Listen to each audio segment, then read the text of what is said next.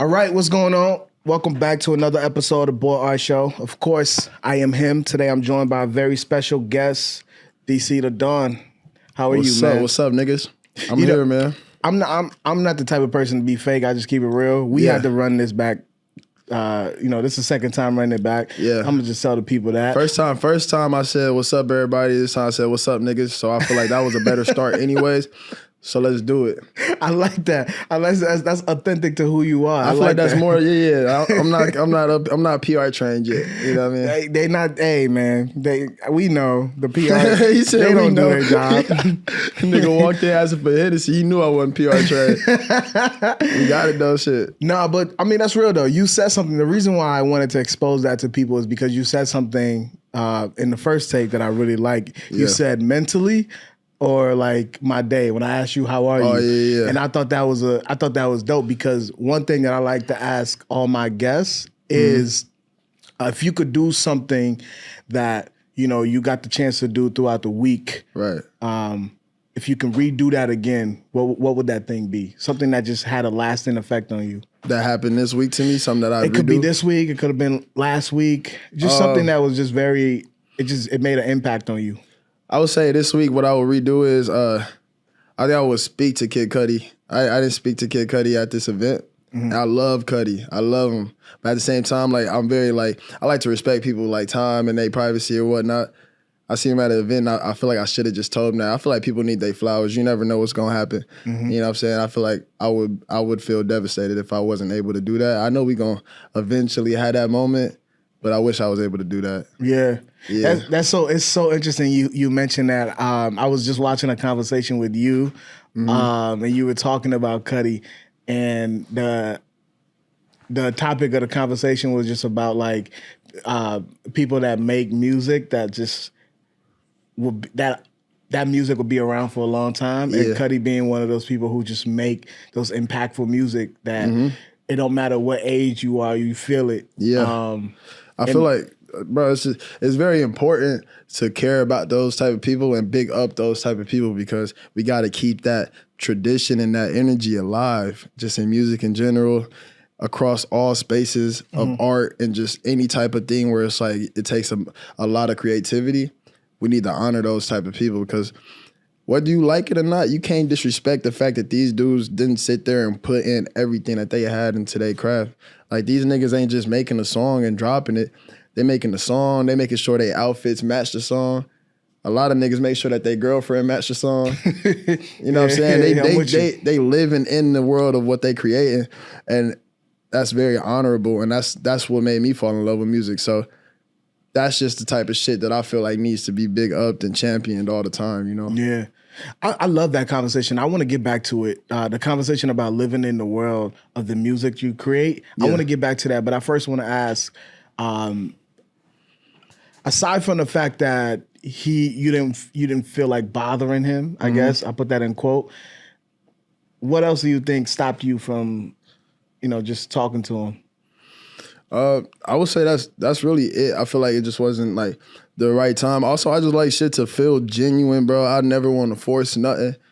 I feel like that's I don't know. I feel like in my eyes, that's the death of creativity when you forcing shit. Mm-hmm. So I just didn't want to I want it to be like a situation where when I meet him, he's into the conversation. I want him to be attentive when I'm talking to him. Mm-hmm. Because at the end of the day, I respect Cudi, but he need to respect me too when we talk. You know what I mean? Mm-hmm. So I want it to be genuine whenever that happens. It happens, and I'll be a happy little kid again, like when I first started hearing Cudi. You know what I'm saying? Yeah. So I'm excited for that moment to happen, but I'm not gonna force it to happen. You know that's beautiful, man. But I like experiences like that. It's authentic, like you're describing. Yeah. It's not forced. It's authentic, and it means both. It means something for both parties involved, right? Because to your point, he acknowledged who you are, and he understands your grind and the work you've put in to be able to be in his presence. And you obviously respect his. So I 100% agree with that. I always say I'd rather be celebrated than tolerated in any room that I'm in, any space that I'm in. I'm not gonna go somewhere and just have motherfuckers looking at me like, oh, here come this nigga. Let me, you know what I'm saying? Like, I ain't got time for that shit, bro. So I'll wait my turn. Everybody get their turn, you know what I mean? And if it's meant to be, it's meant to be. If it's not, it's okay. I love his music either way. So early on, we were talking about creating music to fit the world that you live in. Yeah. Or I believe that's how you described it. No, right? no. I think it's the opposite of that. I think you make the music and then you live in that world. Okay, describe that. How do you go about that? Like, I mean, they always say art imitates life, but I think life imitates art. Okay, go into that. People say art imitates life. I feel like in a lot of ways, and I know it's a lot of kids like me and a lot of people out there that's had this type of mindset on life. Whenever I do an experience and I have something happen to me that I really liked or like that felt very euphoric for me or like it was a cool experience, I always relate it to a movie. So like when you see like a crazy scenic view, you like, damn, this shit look like a movie. You know what I mean? You don't say it look like life, you say it look like a movie. So life imitates art. Think about how many people became gangster because they heard 50 Cent say he got shot 9 times and he still came back. That's life imitating art. Yeah. It's not the other way around. It's in my eyes, I feel like it's always been like that since art became a thing and it became the thing like way back and fucking whenever that shit started in the Renaissance era and all that shit. I feel like people wanted to live in the art versus it being vice versa. Yeah, I get what you're saying. I think the only pushback to that is like, I guess the lifestyle has to exist first before they can mimic that, right? But then again, which is weird. I'm pushing back on my pushback, but to push back on my pushback would be like, I see movies where it has that like the directors are literally using their extreme imaginations of like how life should be, and it's like you like, man, that ain't how life is, and then. A few years later, you actually start seeing it happening, and you're like, "Oh shit! I just saw a movie that was just like that." So I can see what you mean by that. Like the movie, I think it's called "Don't Look Up," where it was talking about like the world ending and nobody gave a fuck. Like everybody just on their phones and shit. So it's like, I guarantee when the world does end, if it does come to an end soon, that's how it's gonna be. Yeah. So I can see. I think. I see it 50-50 is what I want to say. I see it 50-50. At the end of the day, I'm about to get off track with that conversation. that shit just pissed me off. Is this something you think about ending, if we knew the world was about to end tomorrow, you're going to have motherfuckers trying to get a viral tweet off. Like you trying to get damn y'all, it's almost over. Like niggas going to be on Twitter tweeting.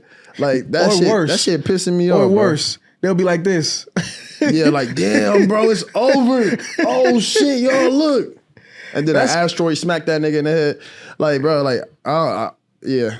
That's a whole separate convo. That's a whole other thing, I mean, I'm glad you say that. Like a person like you who have a platform, a voice with these kids, they love you, they listen to you.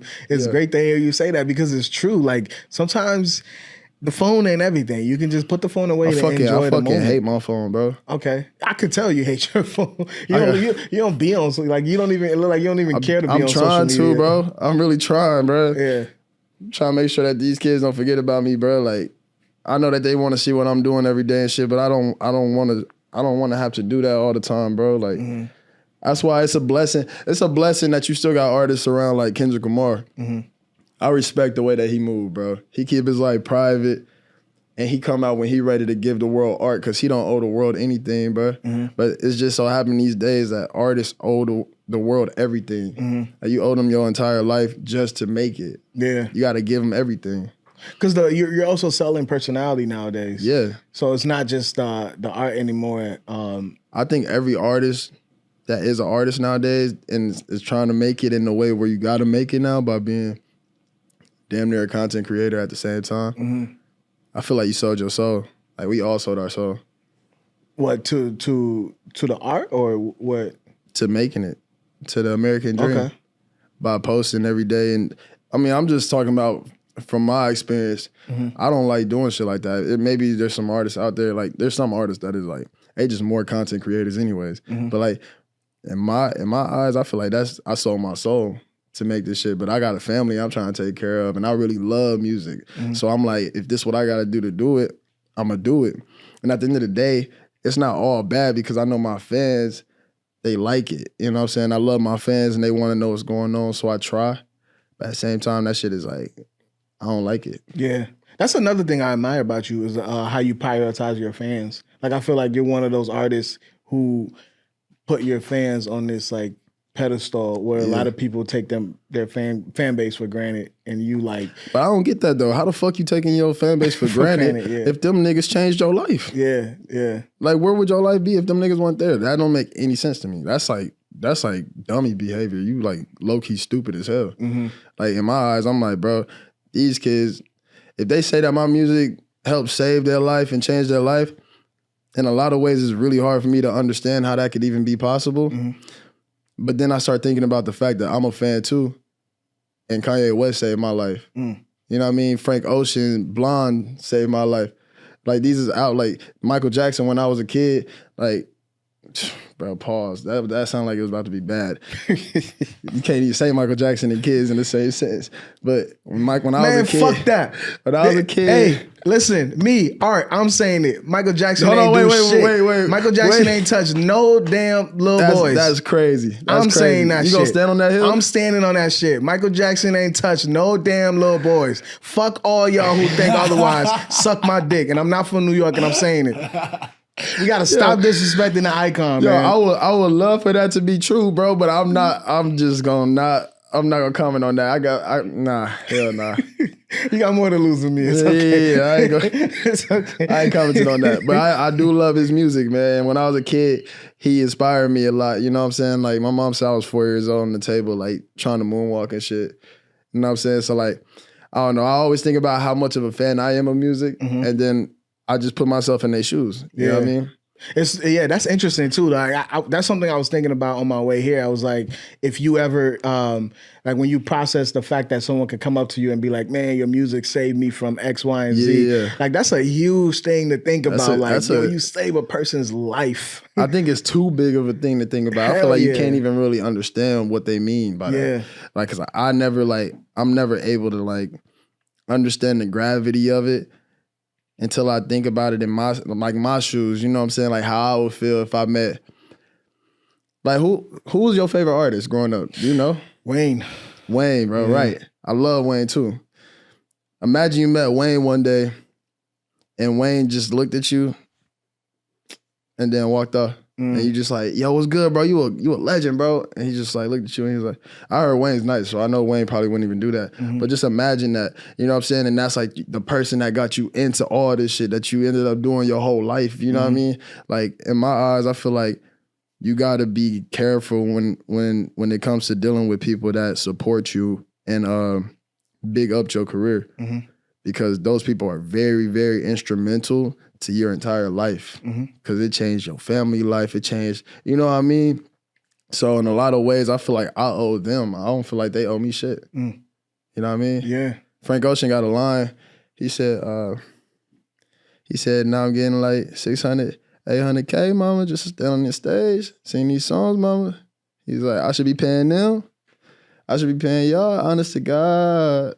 Like, real shit, I feel like I should be paying y'all. I'm on stage doing something that I love to do, and y'all are paying me to do that. That's crazy. That's like me going to a nigga bedroom and paying him like, yo, bro, keep playing Fortnite, bro. Oh, you going crazy. Keep playing, bro. Just give him more money. It's the craziest thing in the world. Yeah. It's the weirdest thing to think about. Yeah. But as long as it's doing something that's helping other people, like, you gotta be mindful of it. That's all. You know what I mean?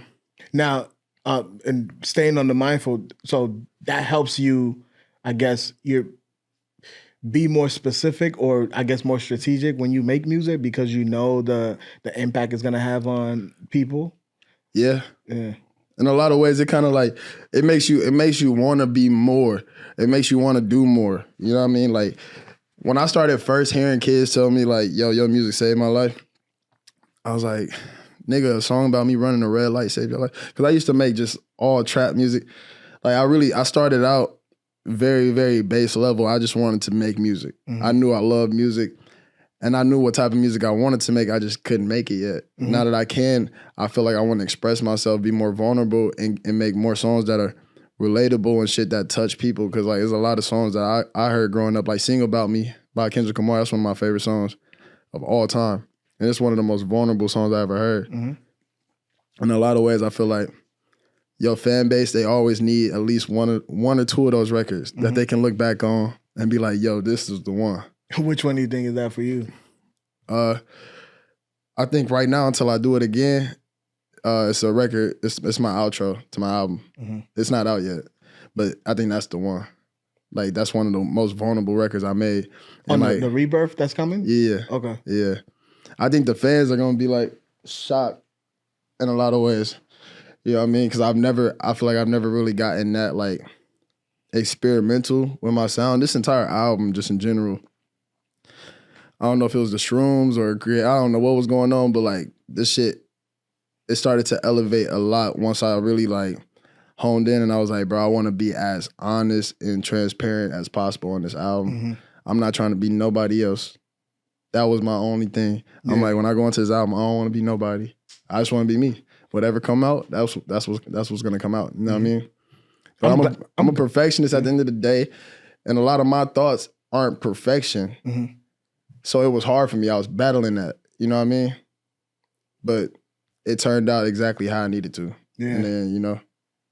What and who won that battle, you think? I don't know. Or is that for the people to interpret? That's for them to decide. Yeah. I feel like it's the most honest I've ever been so far, but I know I could still do more. And that's why we still here. I mean, there's still more albums to go, still more work to do. Yeah, it's so dope that you said that because that was something I wanted to ask you because you said this a while ago. I think it was like if I'm not mistaken, about a year ago. You said to quote you, you said you wanted to dive deeper into the Rebirth album and other albums after that. Yeah. So to hear you say that that's something that you explore, it's good that you I guess you really keep. What's the word I'm looking for? I can't think of the word, but it's good to hear you say that that's something that, to hear you keep that, be that consistent. Consistent is the word. Yeah. To hear you be that consistent with your thoughts is like, yo, I want to explore deep into my emotion. I want to be vulnerable in my music more. And with this project, I'm taking that direction. And for you to say that now, and I only got to listen to a few of it because your PR sent it to me last minute, but I'm not gonna say who that person was or put them on blast because why would I do that? But is the person in the room with us right now? I don't know. I don't. But I mean, I'm not the type of person to put somebody on blast like that. Yeah. But I don't know. Bree didn't send me the project, so Bree, what the? Nah, it was bullshit. But from the few that I listened to. I told her off the rip, I was like, oh, I'll fuck with this. I want you, whenever you get a chance to listen to the outro. The outro is the one that I'm like, I feel like that was the most honest work that I was able to do yet. Let me pull the record up that I really like. It was called, I have it right here. It was called Low Life Anthem. Yeah. I like that record a lot. I love that shit, bro.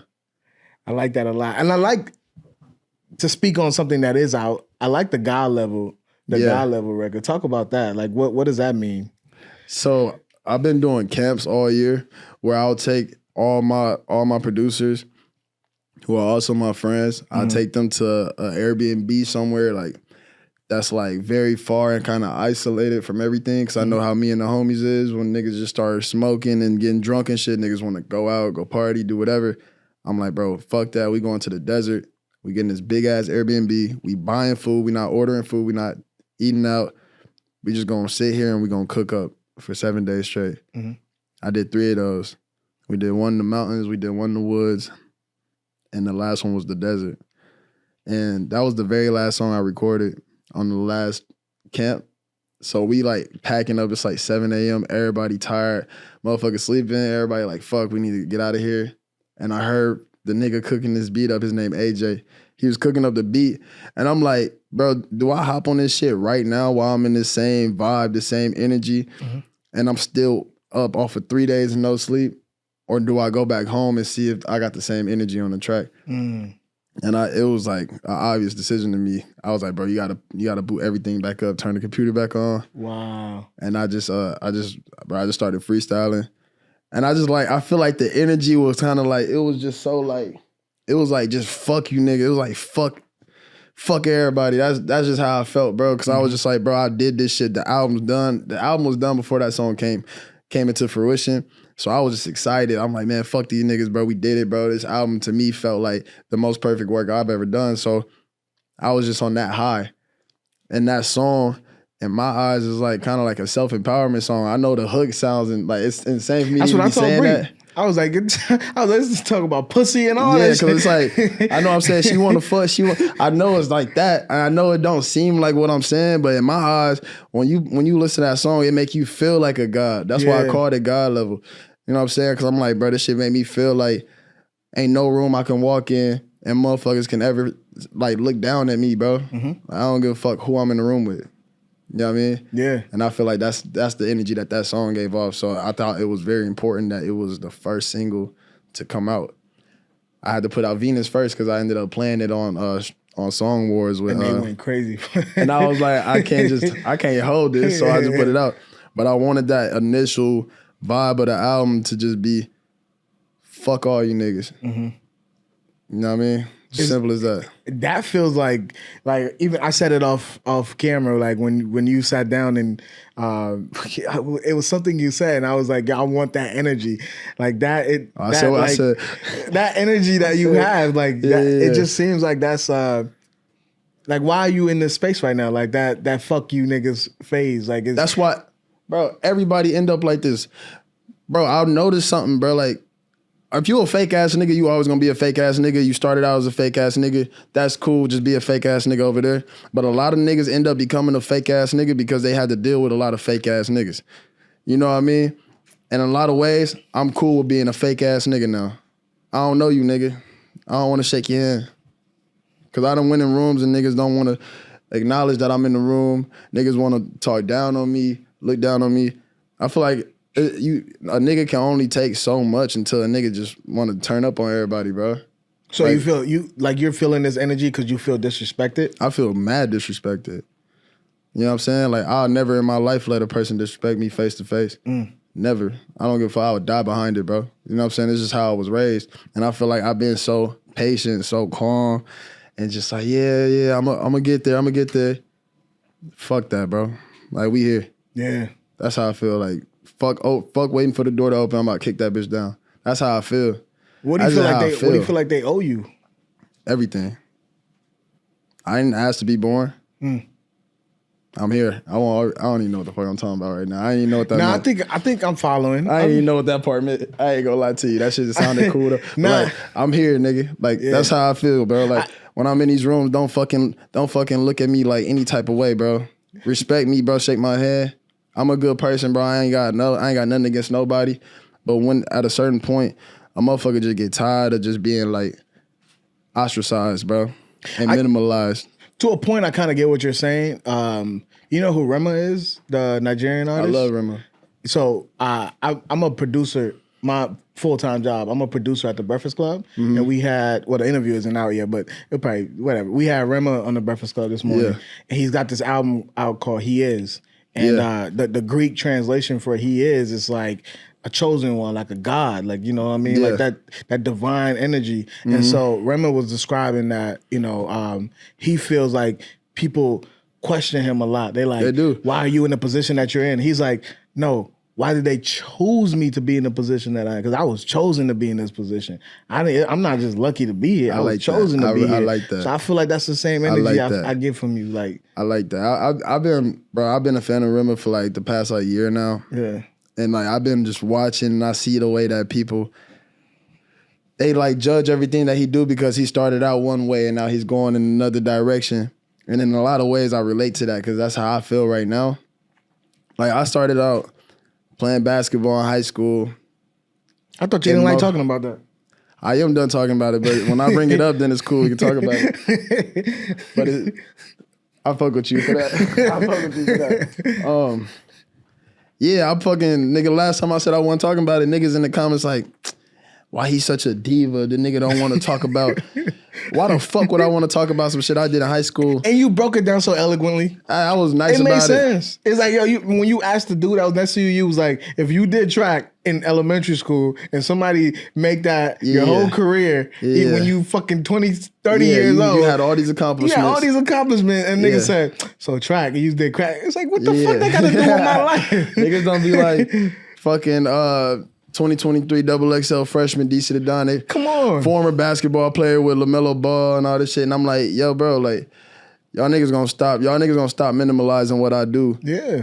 Just into what I was doing when I was in high school, and my heart wasn't even in it, and I wasn't even really playing that well, and I wasn't even really, like, you know what I'm saying? I only had one good summer.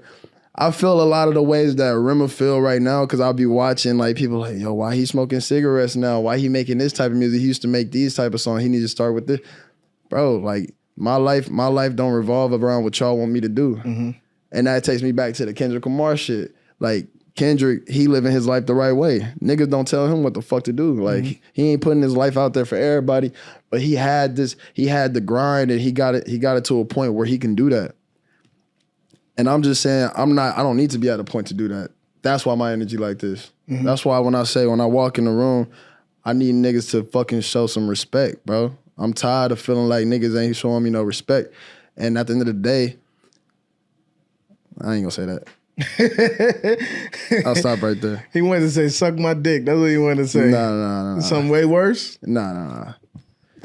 No, but we can move on. I think striving for this level of freedom, because it's what you're describing, like that level of freedom, I think striving for that, to me, can feel like a difficult thing, because a lot of people, you know, you want to be that people-pleasing person, and you want to do what everyone think you should be doing, but the reality is you are your own man. Like, yeah. And not to dwell on Rema for too long, but he did say something also that I really like. He said, you know, when you're this, I'm gonna use you also, but he was like, for example, when you're DC the Don, right? Mm-hmm. You're not allowed to make mistakes as DC the Don because you're DC the Don. Right. But a regular person, just like you, who's your age, can make all the mistakes that they want to make, but because you're DC the Don, you're not allowed to make mistakes. That's so unfair, you know? Oh, it's a lot of niggas that niggas will literally flame an artist or somebody that just has some type of pull and like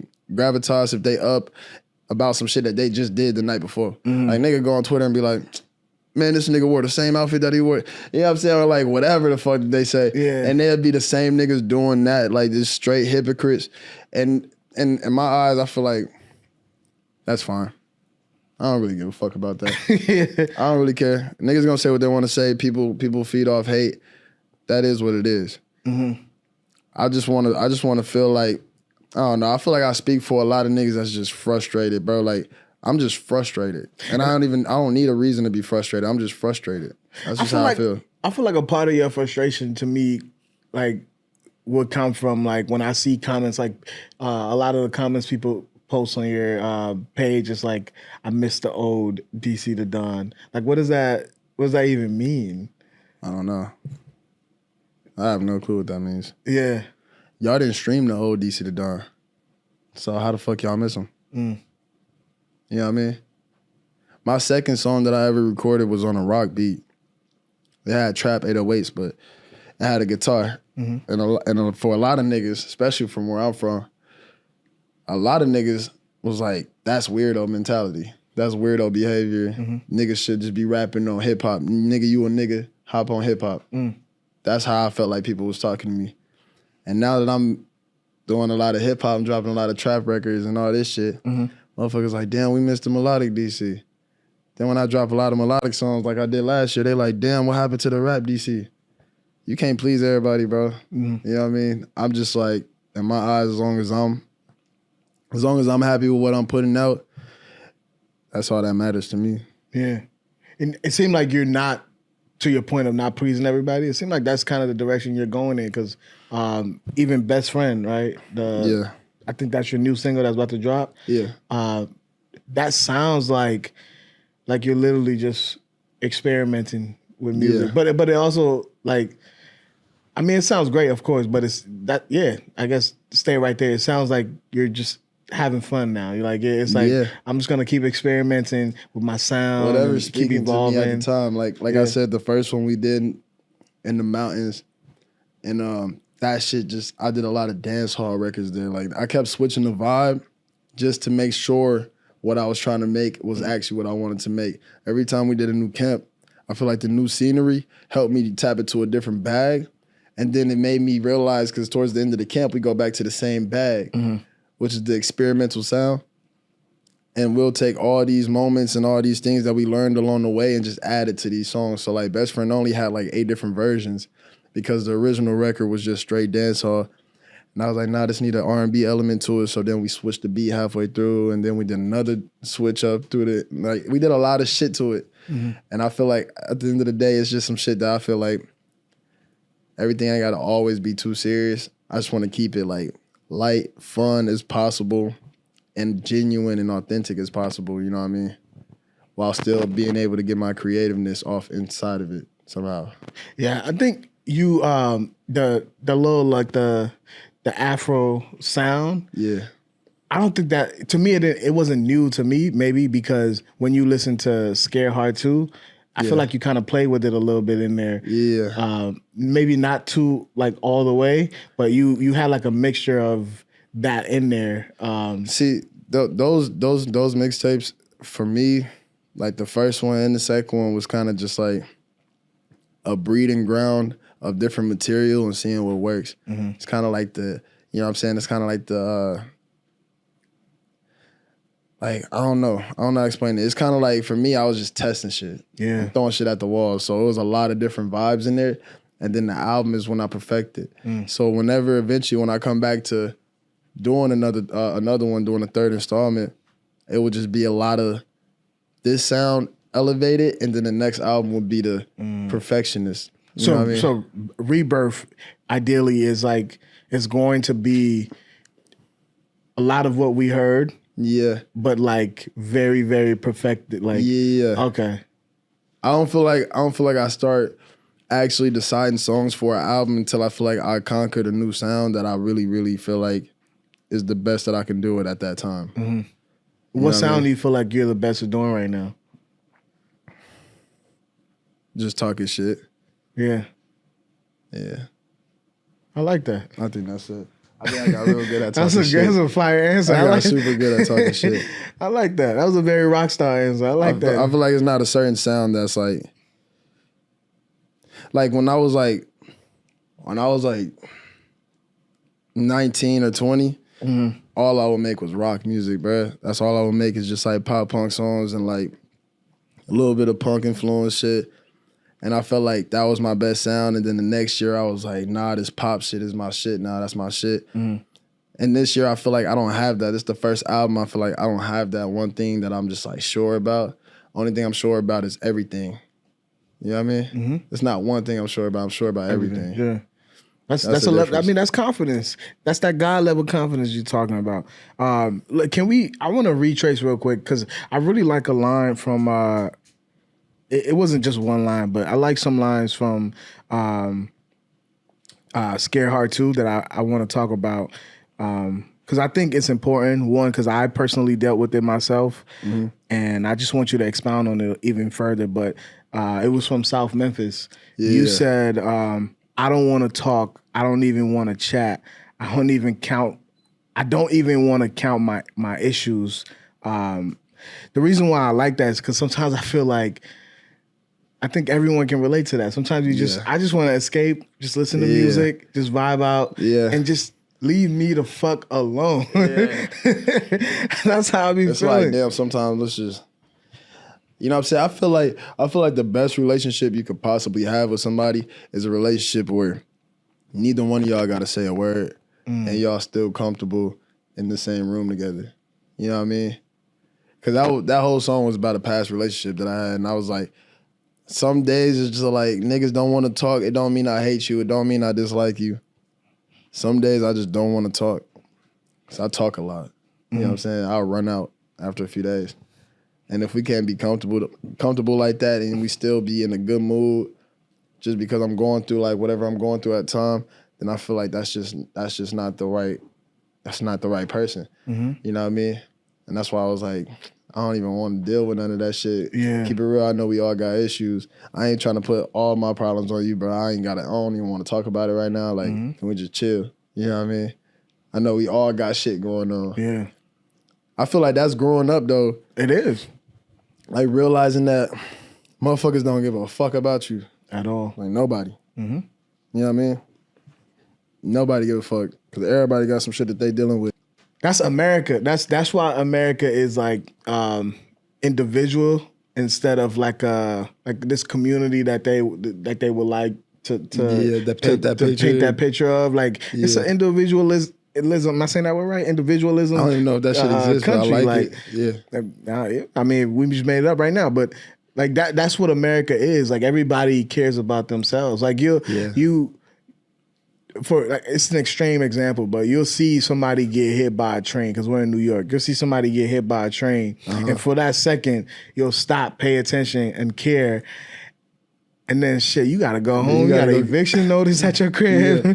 Your kids ain't eat yet. You still gotta go. You like, man, fuck that shit. You still gotta go clock in tomorrow. You gotta clock in. You just sit there and thinking about the fact that they got smacked by that train. That's why it's like, I think Drake said something about that. He was like, for a week, somebody get killed, and then for the next week on Twitter, everybody talking about it. I can't remember the line verbatim, but he was like, and then the next week, nobody even talking about it no more. Yeah. You gotta realize niggas don't give a fuck that much. Yeah. Even if they fake it. Like, everybody can fake it, but nobody in the world gives a fuck about everybody else's shit. Like, if you want to listen and you want to be there and give advice, that's cool. That's just you being a good friend. Don't mean that you really give that much of a fuck. I'm sure you probably give a little bit of a fuck, but you got to worry about yourself at the end of the day. You know what I mean? And I feel like that's just growing up, realizing that. How are you with your friends? Do you apply that same logic, or are you more like in tune, and are you like careful of how you treat your friends? Do you care about their feelings? Do you pay attention to I feel like I wasn't always good at that. I feel like I'm just now starting to like realize how much of like I just wasn't really there to really listen that much. You weren't active in their life as you thought you were. Like I thought I was, but I feel like I can get a lot better at that. I'm still working on that. Like also just like past relationships, like a lot of the shit was just what I had going on. You know what I'm saying? And I feel like I was just dragging someone along. You know what I mean? I feel like that wasn't fair. So I'm trying to I'm working on myself and making sure I'm good before I even put myself in that situation or somebody else, you know what I mean? I feel like there's a lot of things that I can still work on when it comes to being attentive and actually trying my hardest to give a fuck. Because at the end of the day, you already know you got to take care of yours first. But I That's feel like healthy for you to realize that about yourself, though. Yeah. For you to realize that you were the problem. Yeah. Yeah. I was for sure the problem in a lot of relationships in my life. It took me a long time to realize that, though. Yeah. That's healthy, though. How did you get to that place? Did you go through therapy or just like a self? I tried therapy, but I ghosted my therapist because I was on tour. I was just sick of that nigga, bro. I ain't gonna lie, bro. It was one day I ended up being his therapist, bro. My therapist be hitting me up all the time. I be ghosting her too. Yeah, but it's like, bro, I ain't gonna lie. 11 a.m. is crazy, bro. I said, bro, can you do like 4 p.m.? 11 a.m. is crazy. Yeah. That's insane. It's not even, okay, you can finish your story. It's not even about the ghosting. It's just like my therapist, she's a woman. And like. You feel like she understands you? She do, but it's like, I think women like to talk.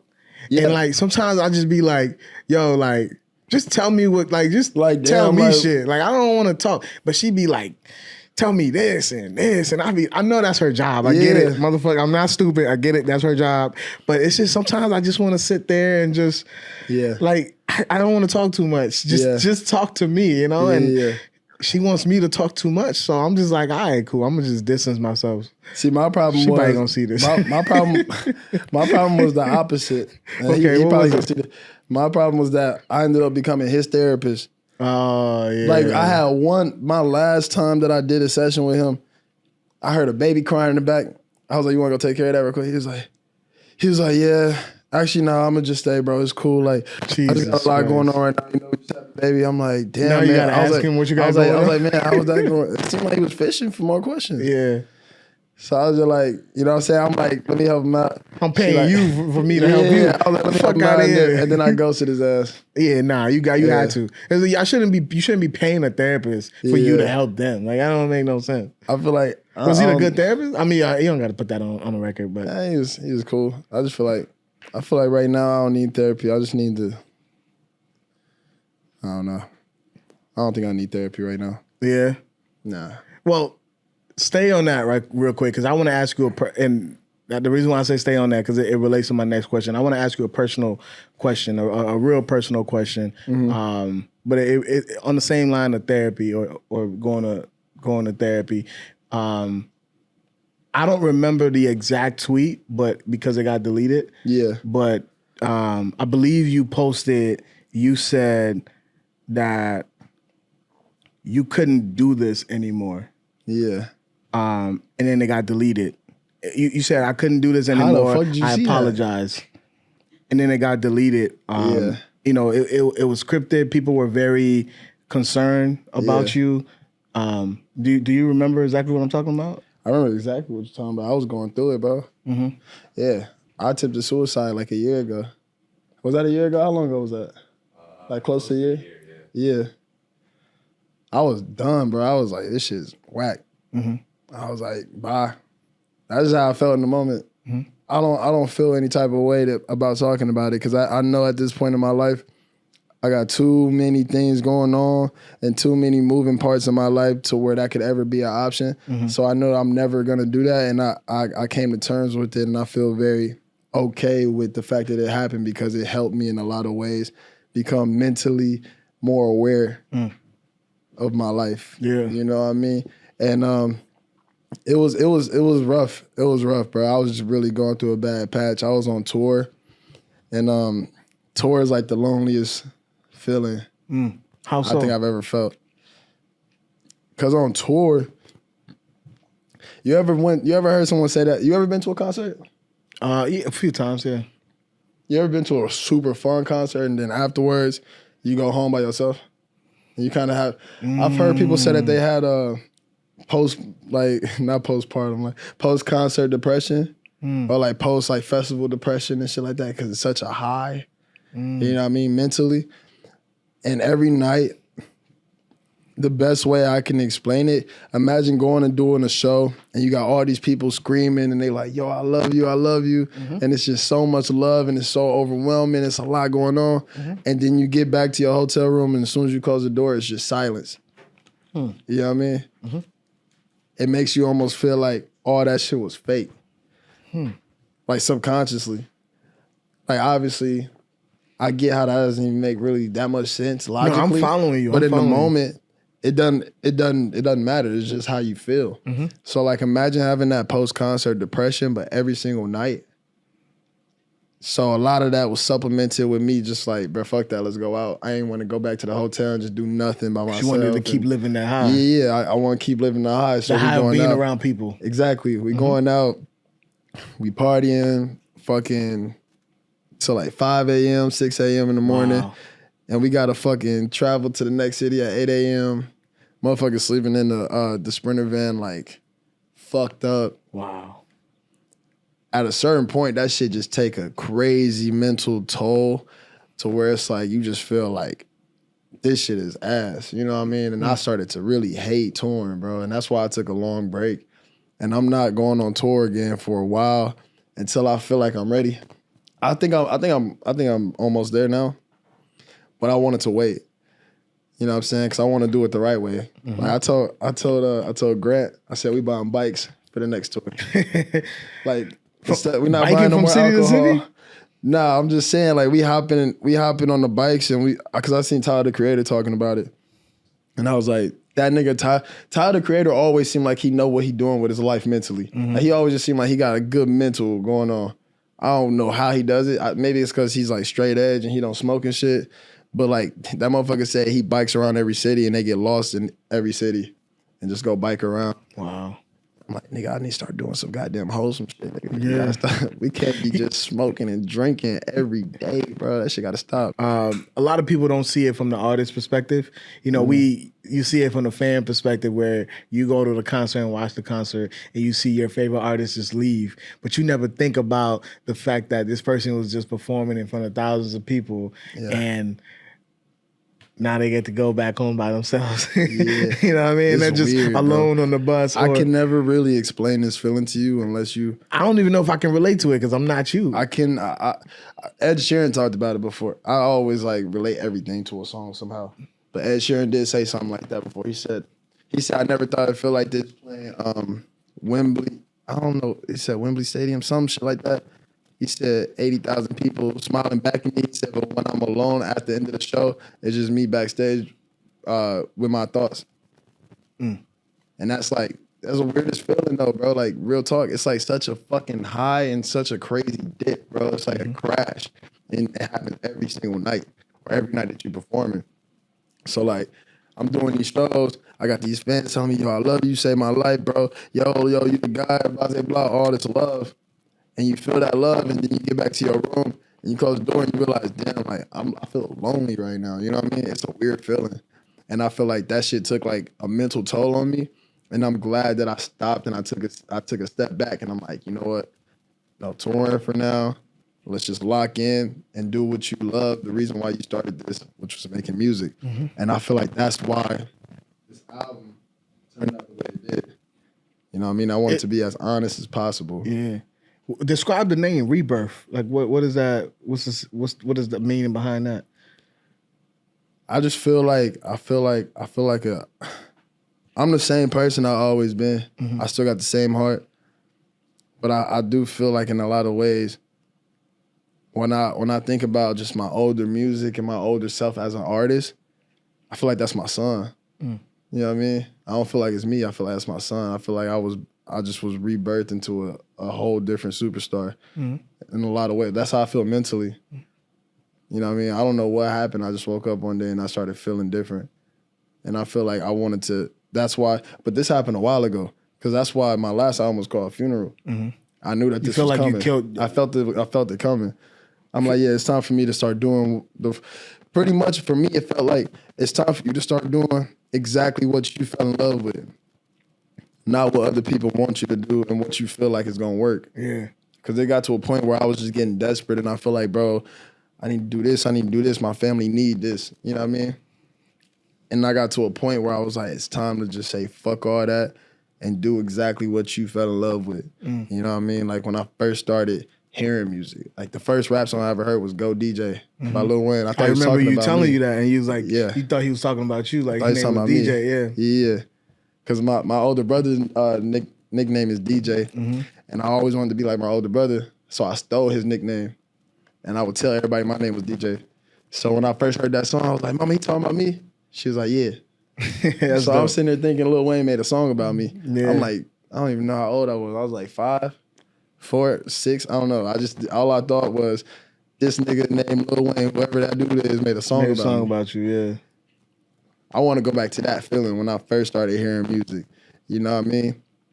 I'm not trying to chase any type of fucking recent trends, because I have done that. And I know every artist does that. And if they say they don't, they lying. That's when you get desperate, when you start doing shit like that. I want to make music that I like. Like, if I was 12 years old and I was able to hear the album Rebirth right now, or if I was 13, however old I was when I first heard Yeezus, I remember that feeling. That shit, like, in my eyes, I didn't even like the album when I first heard it, bro. But I've never been more intrigued by an album. When I first listened to it, I was like, what the fuck am I listening to? But the fact that he did it, in my eyes, was the coolest shit ever. Even though I ain't like it. It took me like, bro, I like Bound 2 off the rip. I liked Blood on the Leaves off the rip. But other than that, everything else I didn't like. And it took me a long time to realize why I was so intrigued by it. Wow. And it was just the fact that he did it. It's just the attitude, the fact that he wanted to create something like that. It's just the want to even make something that's never been created before is a bold thing to do. That's just like, that's a beautiful thing. Just to want to do something that nobody's ever done before and try to figure out a way to make it. You feel like that's what you're doing with the Rebirth? I feel like I'm getting there. Okay. I feel like maybe my next album or the album after that is gonna be some shit nobody's ever heard before. I feel like I'm on my way. I feel like there's a lot of glimpses of that on this album. But you know, I'm still working my way up. I like that, man. I think that's very honest. That's very honest of yourself. I wanted to ask you something, but I forgot it. So I'm just gonna ask you my last question that I have here for you, and I'm gonna get you out of here. I know you ready to go party. You dress like you want to go to You want to go out? Nah, I'm ready to go to sleep. You want to go out? You fucking lie. He ain't going to sleep. The fuck out of here. My last question for you, man, is I just wanted to know where your mind is at because a year ago you made a statement that I was curious about, and I want to know, a year has passed, if your thought process is still the same. Okay. You said that you wanted or you didn't want to live past 50. Yeah. Is that still a thought process for you, or has that been gone?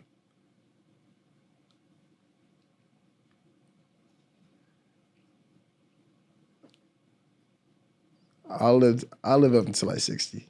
I think 60 sounds fire. I feel like every interview you're gonna change it. Next interview you're gonna be like 70. I hope that happens. I hope I want to keep living around and sticking around. Yeah. I just feel like once you hit like 60, 50, well 60 now. I feel like once you hit 60, it's time for you to just like, I feel like you got to start just focusing on everybody else. Mm.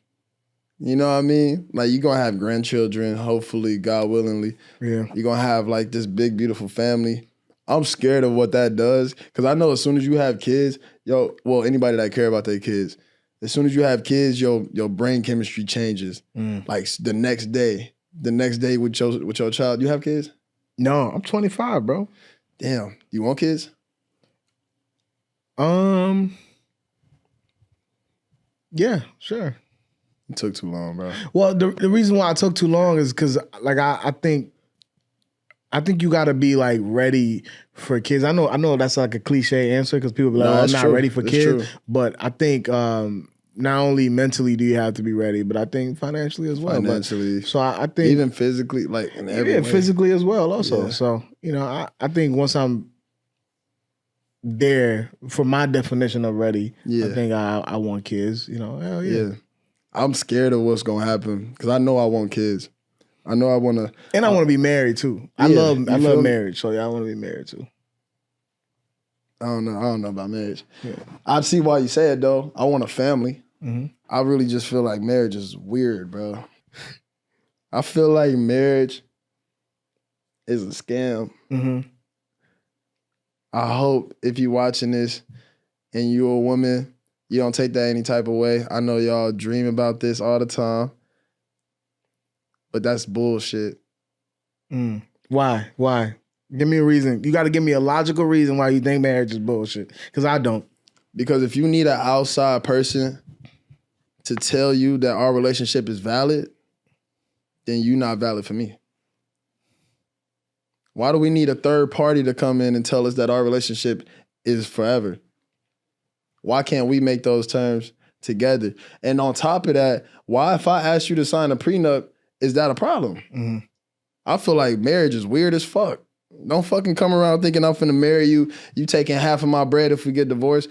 Why the fuck would I ever do that? I feel like in my eyes, that's a setup, bro. That shit feel like a setup to me, bro. It's like when you pull up on a girl and you outside and you like, damn, why she taking so long to come out? Now somebody knocking on your door with a gun. I feel like that's what marriage is. God damn. That's just how I feel, bro. I will get married if it came down to it. If it was the person like I met that person, I'm like, yo, this is the person I want to get married to, and she needed me to do that, I would do it for her. But it wouldn't be for me at all, and she would know that. Well, if she watch this, she gonna know shit. Yeah, I think marriage is just cementing your love to the person that you love. That's all it is. Yeah, but like, I don't know. It's a hot take. I know. I ain't like fully against it. I feel like in a lot of ways that shit is like, it ain't always It's not exist. for everybody. I ain't gonna sit here and judge you and be like, oh, you gotta get it. Why are you saying marriage? I'm not one of those people. Because I think, like, for me, I'm just different though.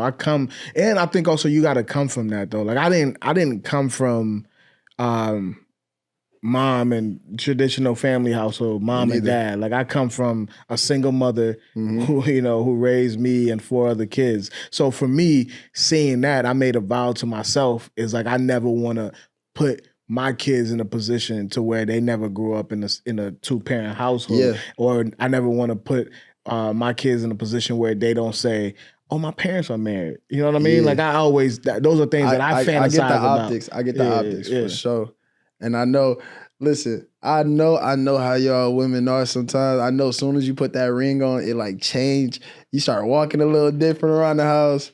I know y'all love that shit. I know y'all like men don't really You are fantasize correct too, about- though. Marriage is for the women. It's You for are the correct. woman at the end you of the are day. correct. And Yeah. I'm not against making my woman happy if I need to do that. But at the same time, I'm just being honest. That shit seemed like a scam. And you better make sure you sign a prenup. The Rebirth is out right now. Every way they can get it. What's something that you want them to take away from the project? Nothing in particular. I kind of just want you to form your own valid opinion of it. But if you don't listen to my album from start to finish, don't fucking say nothing about my album. And listen to the last song. That's. I'm gonna go listen to the last song. Your opinion is super, super invalid until you hear start to finish. That's just my opinion on it. I think the album is great, and I appreciate any listener. So if you enjoy the album, stick around. We're gonna keep doing it every time. And Absolutely. I thank you again for sitting down with me, man. I appreciate. I enjoy your mind. Pause. Hell yeah. All right, y'all. We'll see y'all, man. Peace. Love.